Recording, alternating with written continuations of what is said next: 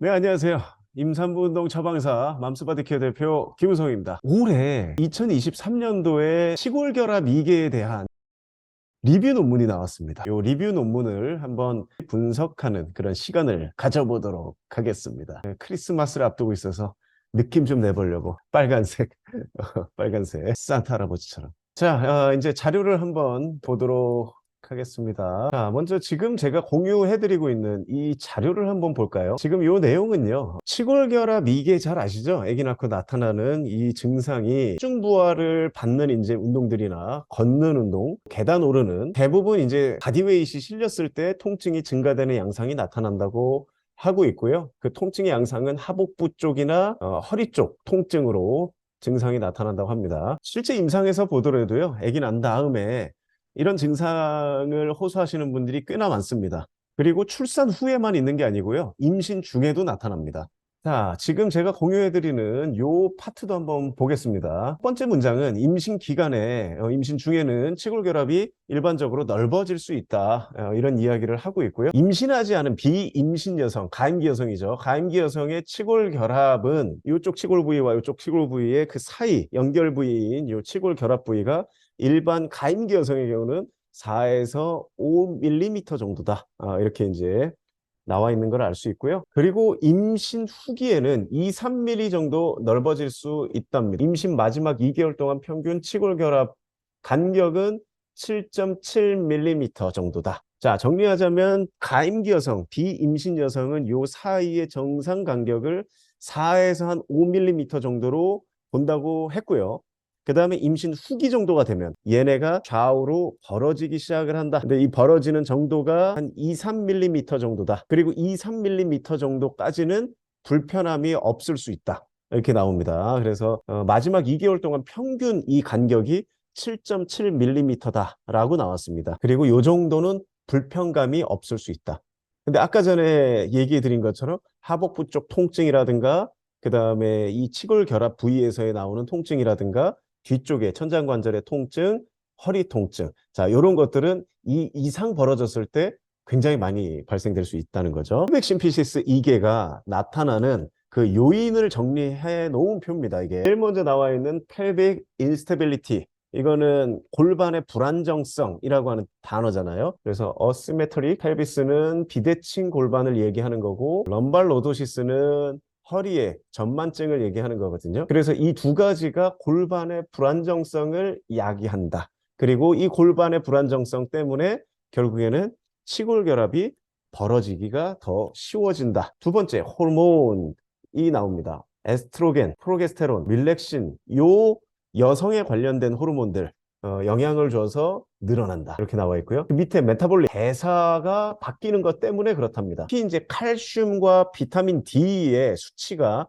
중요하답니다. 비타민 D 같은 경우는 우리가 햇빛을 봐야지 합성이 잘 된다는 거는 상식적으로 좀 아실 거예요. 이 치골결합 이계에 있어서 칼슘 레벨과 그 다음에 비타민 D 레벨이 영향을 많이 준답니다. 그 다음에 엔자이매틱한 게 있습니다. 엔자이매틱은 효소에 의한 그런 어떤 치골결합 이개가 나타난다는 건데요. 히알루로니다제 요 효소하고 콜라겐 요 효소의 레벨이 바뀌면서 치골결합 이개가 발생이 되기 시작을 한답니다. 그 다음에 트라우매틱한 즉 손상 아니면 그 외상이죠. 이제 임산부 운동 가이드라인 같은 걸 보면 어떤 가이드라인에서는 워킹 런지가 금지되어 있거든요. 그 워킹 런지 금지된 이유를 보면 이 치골결합의 이계 때문에 걸어가면서 런지하는 것들 있죠. 이런 것들을 금지시켜 놨거든요. 그 다음에 인플라메이션, 인플라메토리, 즉 염증에 의한 염증성 얘가 염증성 문제에 의해서 이개가 될 수 있답니다. 자, 그 다음에 마지막 디제너레이티브한 즉 퇴행성이죠. 방금 설명드렸던 그런 여러 가지 요인에 의해서 나타날 수 있을 거다. 이렇게 이제 정리가 돼 있는 겁니다. 요 부위 제가 동그라미를 치고 있는 자, 출산 후 30에서 한 40% 정도에서 가스가 찬다고 이렇게 나와 있습니다. 요 부분에. 그리고 이거는 증상이 크게 나타나지 않는답니다. 그리고 출산 후에 곧 사라진다고 나와 있고요. 그리고 이 퓨빅 심피시스 위쪽으로 혈류량이 증가되는 것을 알 수 있고요. 요 옆쪽에 보면 출산 과정에서 약간의 출혈이 일어날 수 있다. 자, 이 논문의 이제 막바지로 가고 있습니다. Clinical Presentation and Diagnosis. 자, 엉덩이 통증이나 허리 통증, 이런 것들, 보행할 때의 통증, 즉, 계단 오르기, 요런 이제 과정에서 아마 증가될 거고, 침대에서 몸을 이렇게 움직일 때 있죠? 네, 요럴 때, 가장 흔하게 나타날 수 있다. 이렇게 나와 있습니다. 이런 증상들은 일반적으로 임신 3분기에 걸쳐서 점진적으로 시작되고 악화된다. 그리고 출산 후에 곧 사라질 것이다. 그러나 어떤 경우에는 한 후 6개월까지 지속될 수 있다. 자, 이제 검사에 대한 내용이 나옵니다. 검사는 일반적으로 치골결합 부위에 압통이 나타난다. 이렇게 나옵니다. 또 다른 검사 두 개의 사진이 나와 있습니다. 위에 네 번째 그림 은 스트레이트 leg 레이징 테스트, SLR 테스트라고 우리가 잘 알려져 있는 본인이 하는 겁니다. 능동적 검사고요. 본인이 다리를 위쪽으로 쭉 당겨 올려보는 이 테스트가 지금 나와 있고요. 그 다음에 밑에 보면 패트릭 페이버 테스트 이렇게 적혀 있거든요. 숫자 4자처럼 이렇게 다리를 복숭아뼈를 슬개골 위에다 올려놓고 밑으로 눌러보는 검사입니다. 그래서 이 두 가지 검사도 굉장히 신뢰도 타당도가 높은, 즉 임신 출산 과정에서 골반이 틀어지거나 아니면 너무 벌어지거나 또는 어떤 문제가 일어났는지를 테스트할 때 쓰는 검사 중에 신뢰도나 타당도가 꽤 높은 그런 검사로 많이 알려져 있죠. 정상적인 거리는 어떤 연령에서도 1cm를 넘지 않는다. 1cm 이상 넘어간 사람들은 못 걸어옵니다. 앞으로. 그래서 옆으로 개걸음으로 이렇게 옆으로 이렇게 다리를 쓸면서 걸으시는 그런 이제 모습을 볼 수 있고요. 그리고 임신하지 여성의 경우는 임신하지 않은 여성의 경우는 4.9mm 정도일 거다 이렇게 나와 있고요. 그리고 또 그 밑에 문장은 임신 중에 치골결합 평균 거리는 7.1mm 정도라고 보고했다. 그리고 임신 3분기 즉 28주 이후에 그때부터 이제 아기 날 때쯤까지 요 치골결합 폭은 3mm에서 20mm까지,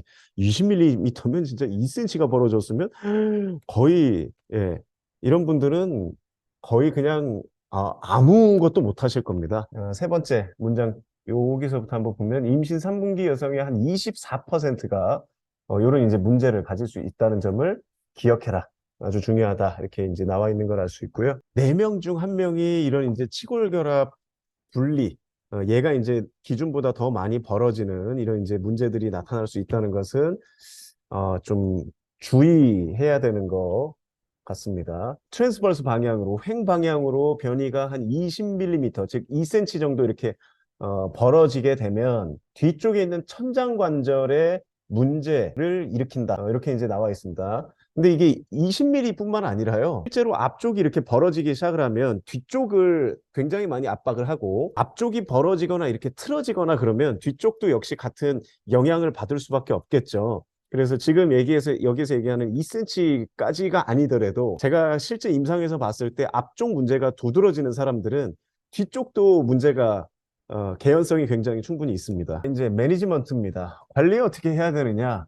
자, 여기 중간쯤 자연분만 할 때 얘기가 나옵니다. 자, 자연분만 할 때 통증 없이 엉덩이와 허리가 움직이는 그 범위를 잘 체크해 봐야 된답니다. 아기를 출산하기 위해서는 일단 골반이 벌어져 줘야 되는데, 그렇지 못한 관절 상태인 사람이 아기를 낳을 때는 뭔가 무리가 될 수 있겠죠. 이게 재발률이 높다고 합니다. 그러니까 이게 경산부를 얘기하는 거거든요. 그러니까 첫째 아이 때 이런 문제가 발생이 됐던 여성은 둘째 때 재발할 수 있는 확률이 68에서 85%나 된답니다. 그래서 여기서도 예방을 해라. 그 예방하는 방법은 조기 산전 운동을 굉장히 초점을 맞춰주고 있습니다. 자, 마지막 결론입니다. 이 논문의 결론은 이 치골결합 이개는 일단 잘 진단되지 않는다. 왜냐면 임신 기간에 불편하면 대부분 참거든요. 그러니까 잘 진단되지 않는 거고요.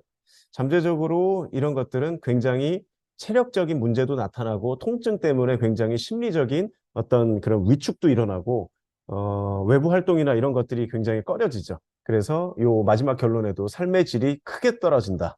이렇게 나와 있습니다. 그래서 결국에는 임신 기간 또는 출산 후에 산모의 건강 관리 그리고 회복 이런 것들은 어떤 전문가에 의한 지도를 받으시는 게 가장 좋고요. 그리고 치료보다는 예방이 더 현명한 선택입니다. 자, 오늘은 이렇게 치골결합 이계, 요 치골결합 이계에 대한 2023년도 논문이 리뷰 논문이 제가 이제 보면서 같이 공유하고 싶어서 이렇게 내용을 전달했고요. 유익하셨길 바라고요. 저희 순자 TV, 순산 자연분만 TV 여러분들께서 많이 구독해 주시고 좋아요도 많이 눌러주세요. 앞으로 더 시간을 내서 좋은 영상들 제작해서 계속 올려드리도록 하겠습니다. 아무튼 오늘은 산후 치골결합 이게 사실 이거는 임신 중에도 나타나기 때문에 같이 산전산후로 엮어서 생각하시고 보시면 좋을 것 같습니다. 다음에 또 만나 뵙도록 하겠습니다. 안녕히 계세요. 바이바이.